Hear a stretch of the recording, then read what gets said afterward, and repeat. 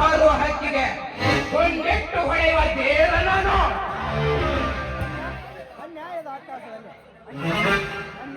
ಅನ್ಯಾಯದ ಅಟ್ಟಹಾಸದಲ್ಲಿ ಪರ್ವತದ ಎತ್ತರಕ್ಕೆ ಬೆಳೆದು ನಿಂತ ಹೊಲೆಗಳು ನಾವು.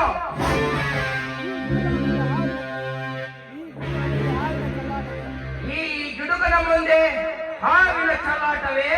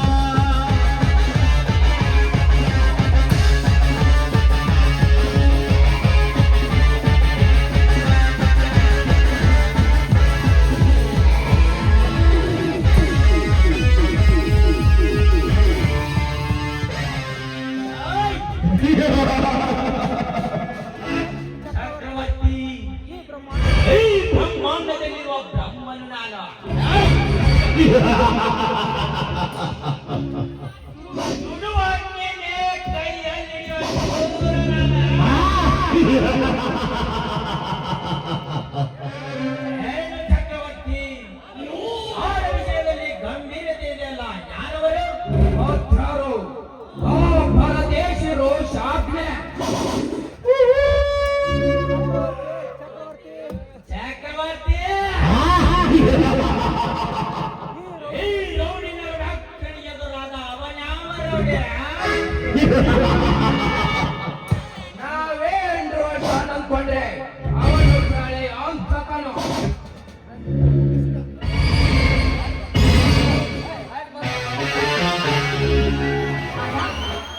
ಯಾರದು ಪ್ರಳಯ ಅಂತ? ರಂಜನಿ, ಈ ಜೋಡಿ ಸಿಂಹಗಳ ಮುಂದೆ ಹುಟ್ಟುವ ಪ್ರಳಯ ಅಂತ ಎಲ್ಲಿಂದ ಬರಬೇಕು?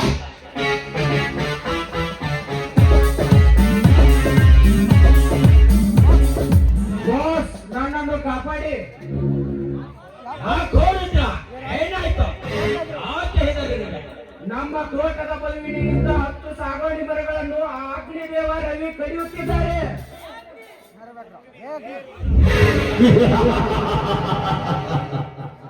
ಅವು ನಮ್ಮ ಮರಗಳು, ಅತಿ ನೈದು ಲಕ್ಷ ಬೆಲೆ ಬಾಳುವ ಮರಗಳದು. ಅದು ನನಗೆ ಸೇರಿತು. ಅದಕ್ಕೋಸ್ಕರನೇ ಹಣದ ಆಶೆಗಾಗಿ ಅವುಗಳನ್ನು ಮಾರಿ ಹೊಟ್ಟೆ ತುಂಬಿಸಿಕೊಳ್ಳಲು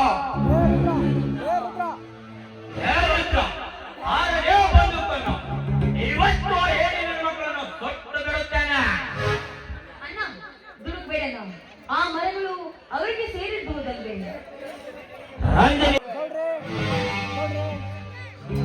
ಗೌರಿ, ಅವರ ಬಿಸಿ ರಕ್ತವನ್ನೇ ಹಿಂದೆ ಚೆಲ್ಲಿ ಬಿಡೋಣ ಬನ್ನಿ.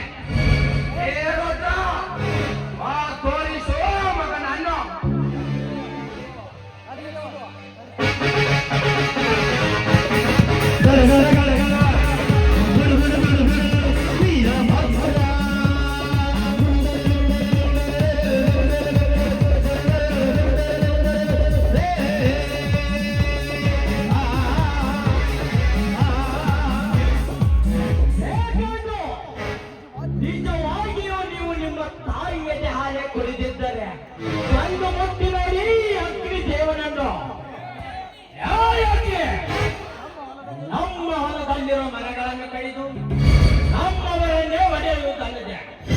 ಈಗ ನನ್ನ ಮನೆಗೆ ಬಂದಿರುವೆ ಆ ಪುಣ್ಯ. ಏ ಗೌಡ, ಬರೀ ಅಗ್ನಿ ಅಲ್ಲ, ಅಗ್ನಿ ದೇವ ಎಂದು ಕರೆ. ಇರದಿದ್ದರೆ ಪರಿಣಾಮ ನೆಟ್ಟಗಿರಲ್ಲ. ನಾವು ಯಾರೊಂದು ತಿಳಿಯದೆ ಬಾಯಿಗೆ ಬಂದಂತೆ ಬಳಿದರೆ ಸಮಾಧಿ ಮಾಡಿ ಬಿಡರೆ ಕೆಟ್ಟು ಬರಲಿಯ ಮುಂದೆ ನಿನ್ನ ಗುಂಡಿನ ಆಟ ಏನು ನಡೆಯೋದಿಲ್ಲ. ನಿಮ್ಮಂತ ನಾಗರನ್ನು ಕೊಚ್ಚ ಹಾಕಲು ಬಂದ ಪುಂಡ ಹಾಕ್ತೀನಿ ನಾನು.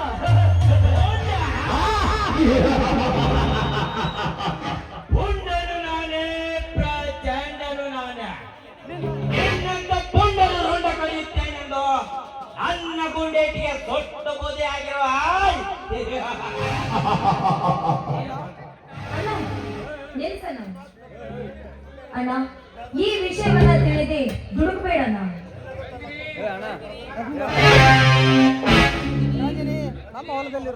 ರಂಜಿನಿ, ನಮ್ಮ ಹೊಲದಲ್ಲಿರುವ ಗಿಡವನ್ನು ನಮ್ಮಣ್ಣನೆ ತಂದು ಬೆಳೆಸಿ ದೊಡ್ಡದು ಮಾಡಿರುವನು. ಈಗ ಅವು ನಮಗೆ ಸೇರಿತು. ನಮ್ಮ ಹೊಲದ ಬದುವಿನಲ್ಲಿ ಇವೆ, ತಿಳಿಯುತ್ತೆ. ಅಲ್ಲಿಯವರೆಗೂ ನನ್ನದೇ ಹೊಲ. ಹತ್ತು ಬಸ್ತು ಇದೆ, ಅದು ನನಗೆ ಸೇರಿದ್ದು. ನಿನ್ನ ಬಂಡತನದಿಂದ ನಮ್ಮಂತ ಬಡವರ ಭೂಮಿಯನ್ನು ಮೋಸದಿಂದ ಕಬಳಿಸಿಕೊಂಡ ಬಡಬಗ್ಗರನ್ನು ಬೀದಿಯಲ್ಲಿ ಬಿತ್ತಬೇಕು ಅಂತ ಮಾಡಿ ನಮ್ಮಿಂದ ನೀವು ಶ್ರೀಮಂತರಾಗಿರುವಿರಿ ಗೌಡ, ನಮ್ಮಿಂದ ನೀವು ಶ್ರೀಮಂತರಾಗಿರುವಿರಿ. ಅಗ್ನಿದೇವ, ಆ ಗಿಡಗಳು ನಮಗೆ ಸೇರಿರಬಾರ್ದು. ನೋಡಿ ರಂಜಿನಿಯವರೇ, ನಿಮಗೆ ಸೇರಿದ್ದರೆ ನಾನೇಕೆ ಅವುಗಳನ್ನು ಕುಡಿಯುತ್ತಿದ್ದೆ? ನಮ್ಮ ಹೊಲದ ಹದ್ದಿನಲ್ಲಿ ಇವೆ.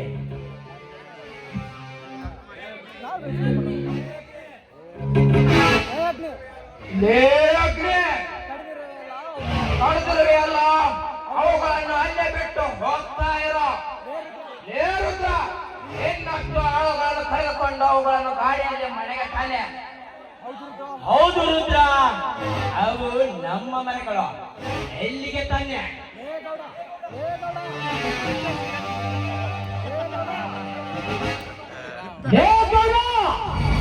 ನಿಜವಾಗಿಯೂ ನೀವು ನಿಮ್ಮ ತಂದೆ ರಕ್ತಕ್ಕೆ ಹುಟ್ಟಿದ್ದೆ. ಆದರೆ ಒಂದು ಮುಟ್ಟಿ ನೋಡಿ ಅಗ್ನಿದೇವನನ್ನು ನಿಮ್ಮಂತ ರೌಡಿಗಳ ದರ್ಬಾರಿನಲ್ಲಿ ಹುರಿಯಾನ ನೀವು ಎಂದು ತಿಳಿದು ಹೋಗಲಿ.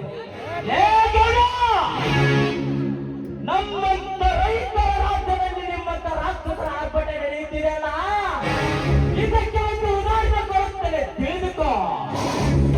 ಉತ್ತರ ಕರ್ನಾಟಕದ ಪವಿತ್ರವಾದ ಭರತ ಭೂಮಿ ವಿಜಯಪುರ ಜಿಲ್ಲೆಯಲ್ಲಿ ಜನಿಸಿ ಆಧ್ಯಾತ್ಮದ ಅಧ್ಯಯನ ಮಾಡಿ ವಿಶ್ವಕಂಡ ಶ್ರೇಷ್ಠ ಸಂತರೆನಿಸಿಕೊಂಡ ವಿಜಯಪುರ ಜ್ಞಾನ ಯೋಗಾಶ್ರಮದ ಸಿದ್ದೇಶ್ವರ ಮಹಾಸ್ವಾಮಿಗಳಿಗೆ ಜ್ಞಾನ ಯೋಗಿ ಅಂತಾರ. ಮಕ್ಕಳಿಗೆ ಉಚಿತ ಊಟ ಹಾಗೂ ಉಚಿತ ಶಿಕ್ಷಣ ನೀಡಿ ಬಡವರ ಬಾಳಿನ ಭಾಗ್ಯ ನಿಧಿಯಾದ ತುಮಕೂರಿನ ಸಿದ್ಧಗಂಗಾ ಮಠದ ಶತಾಯುಷ ಡಾಕ್ಟರ್ ಮಹಾಸ್ವಾಮಿಗಳಿಗೆ ದಾಸೋಹ ಯೋಗಿ ಅಂತಾರ. ಅಂಧರಾದರೂ ಕೂಡ ಅಂತರಾಳದ ಕಣ್ತೆರೆದು ನೋಡಿ.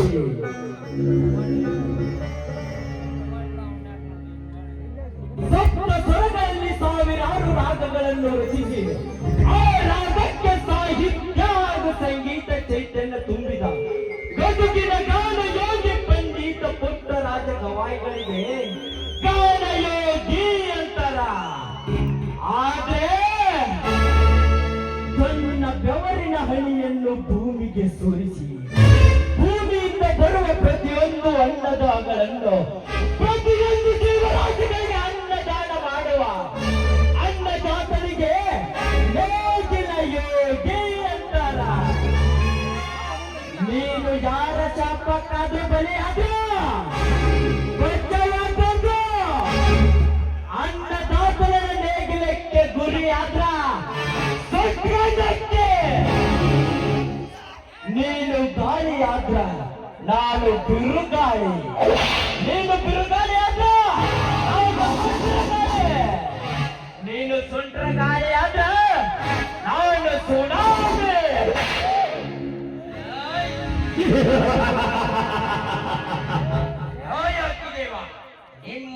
ರೈತನ ರಾಜ್ಯದಲ್ಲಿ ನಾನೀಗ ಸಾಯಿಗೌಡ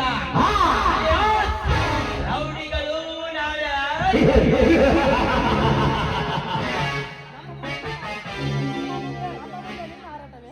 ನಮ್ಮ ಮುಂದೆ ನಿನ್ನ ಹಾರಾಟವೇ.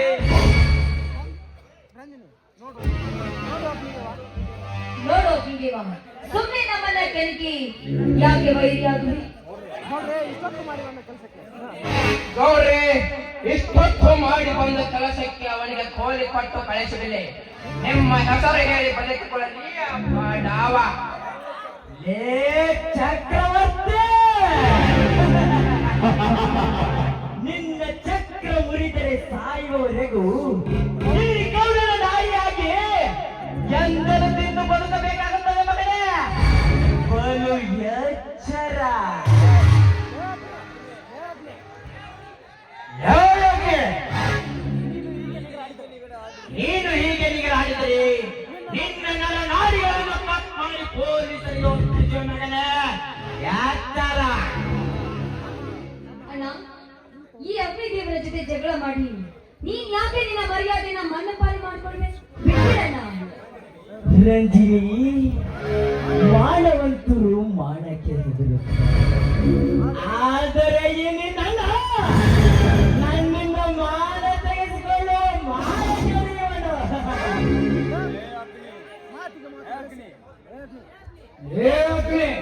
ಮಾತಿಗೆ ಮಾತು ಬೆಳೆಸಿ ನಮಗೆ ಅವಮಾನ ಮಾಡಿ ನೀನು ಇಲ್ಲಿಂದ ಜೀವಂತವಾಗಿ ಹೋಗಲಾರೆ. ಯಾಕಂದರೆ ಈ ಧನಿಕರು ಕೆಟ್ಟದ ಹೊಲೆಗಳು. ಹುಲಿ ನಿಮ್ಮಂತ ಕಚ್ಚಡ ವೀರರಿಗೆ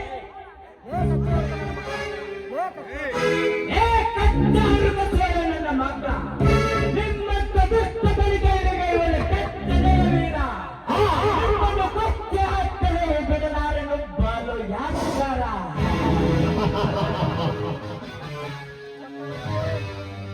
ಚಕ್ರವರ್ತಿ, ನೀನೀಗ ಇವನನ್ನು ಕೊಂದರೆ ಇವರನ್ನ ಅತ್ತಿಗೆ ತಮ್ಮರ ನರಕ ಯಾತನೆಯನ್ನು ನೋಡುವರಾರ.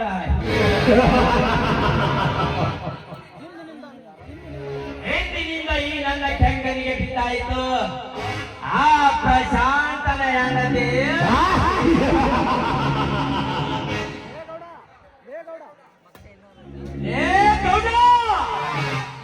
ನನ್ನ ಅತ್ತಿಗೆ ಮೇಲೆ ನಿನ್ನ ಕಾಮದ ಕಣ್ಣು ಬಿದ್ದರೆ ನಿನ್ನ ತಂಗಿ ತಂಗಿಯನ್ನು ನಿನ್ನದರಲ್ಲಿ ಏನು ಮಾಡಬೇಕು ಅದನ್ನೇ ಮಾಡಿ ನನ್ನ ಅತ್ತಿಗೆ ಮೇಲೆ ಹಾಕಿದ ನಿನ್ನ ಕಾಮದ ಕಣ್ಣುಗಳನ್ನು ತೆಗೆಯುವ ತೀರ ನಾನಾಗುವೆ. ನನ್ನೇನು ಮಾಡ್ಬೇಡ, ಬಿಟ್ಬಿಡು. ಯಾಕೆ ನನ್ನ ಮನೆಗೆ ಬಂದು ಅನ್ನದರಲ್ಲಿ ನನ್ನ ತಂಗಿಯನ್ನು ನಿನ್ನ ಅಪ್ಪಿಗೆಯಲ್ಲಿ ಹಿಡಿದಿರುವ ಬಂಡ ಸೋಳೆಯ ಮಗನ ಹಿಡಿಯುವೆಯೋ ಇಲ್ಲ, ಇಲ್ಲೇ ನಿನ್ನನ್ನು ಸೊತ್ತು ಬಿಡದ.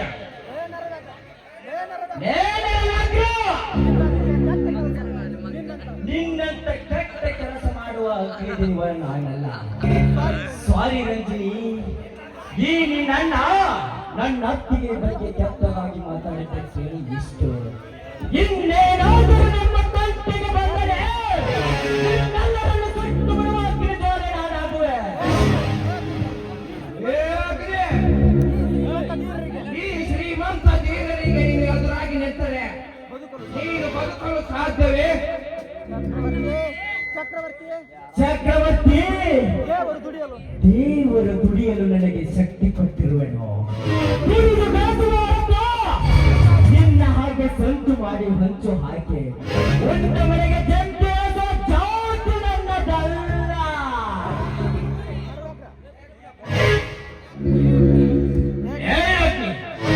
ತಂದೆ ಯಾರು, ತಾಯಿಯ ಏನೋ ತಿಳಿಯದ ಹಚ್ಚು ಕೂಸು ನೀನು. ಆ ಪ್ರಶಾಂತ ತಂದು ನಿನ್ನನ್ನು ತಾಕದಿದ್ದರೆ ಒಂದೇ ನಾಯಿನರಿಗೆ ಪಾಲಾಗುತ್ತಿದ್ದೆ ಮಗನೇ. ಯಾತರ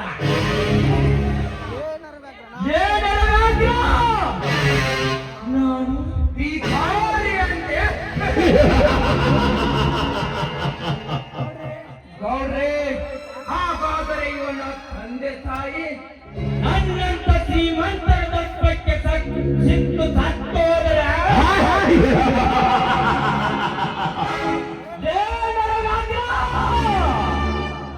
ನಾನು ಬೀದಿಯಲ್ಲಿ ಸಿಕ್ಕವನೇ.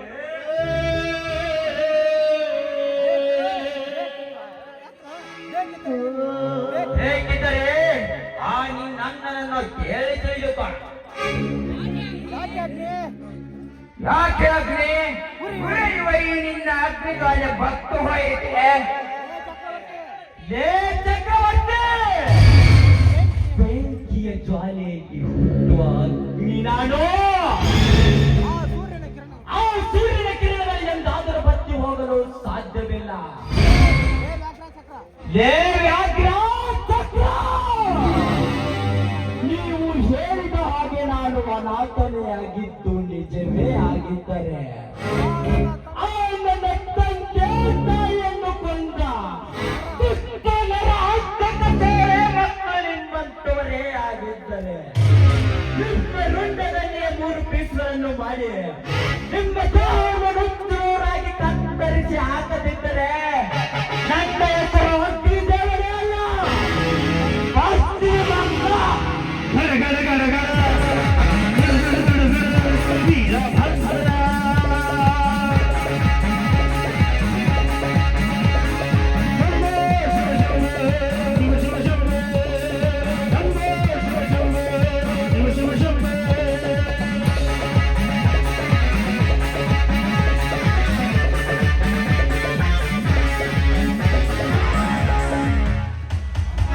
ಅಣ್ಣ, ನಿಜವಾಗ್ಲೂ ಅಗ್ನಿದೇವ ಅನಾಥನೇ? ಹೌದಮ್ಮ, ಮಗು ಅಳುವ ಶಬ್ದ ಕೇಳಿಕೊಂಡು ಹೋಗಿ ನೋಡಿ. ಆ ಪ್ರಶಾಂತನ ತಂದೆ ಆ ಮಗುವನ್ನು ತಂದು ಪ್ರಶಾಂತನ ಕೈಯಲ್ಲಿ ಕೊಟ್ಟು ಹೋದರು. ಹಲವು ವರ್ಷಗಳ ನಂತರ ಅವರ ತಂದೆ ತೀರಿ ಹೋದರು. ನಂತರ ಪ್ರಶಾಂತ ತನ್ನ ತಮ್ಮನಕ್ಕಿಂತಲೂ ಎತ್ತ ಇವನನ್ನು ತಾಕಿ ಬೆಳೆಸಿದ್ದಾನೆ. ಆದರೆ ಈ ವಿಷಯ ಯಾರಿಗೂ ತಿಳಿಸಿಲ್ಲ. ಅಣ್ಣ, ಹಾಗಾದ್ರೆ ಮುರಿಯುವ ಬೆಂಕಿಗೆ ಮತ್ತಷ್ಟು ತುಪ್ಪ ಬೆರೆಸಿ ಮುಗ್ಧ ಮನಸ್ಸನ್ನ ಕೆಡಿಸ್ಬಿಟ್ಟಿಲ್ಲಣ್ಣ. ಯಾಕೆ ರಂಜಿನಿ, ಆ ಭಿಕಾರಿಯ ಮೇಲೆ ನಿನಗೆ ಕರುಣೆ? ತಂಗಿ, ನಿನಗೇನು ಗೊತ್ತು ಈ ನಿನ್ನಣ್ಣನ ಕುಟಿಲ ಕಾರಸ್ಥಾನ? ಮುಂದೆ ನೀನೇ ನೋಡಿ ಆನಂದ ಪಡುವೆ ಅಂತ.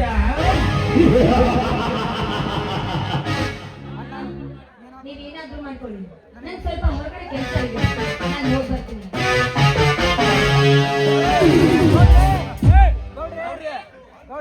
ಗೌಡ್ರೆ, ಅಂತೂ ಆ ಪಕ್ಕದ ಕೋಣಕ್ಕೆ ನಿಮ್ಮ ಬಾಣಗಳಿಂದ ತಕ್ಕ ಶಾಸ್ತಿ ಆಯಿತಲ್ಲವೇ? ಏ ಅಗ್ನಿ, ಇಂದು ನಿನ್ನ ಹೊಟ್ಟಿನ ಗೊತ್ತನ್ನು ತಿಳಿದುಕೊಳ್ಳುವ ವಿವೇಕೇನೇನೋ?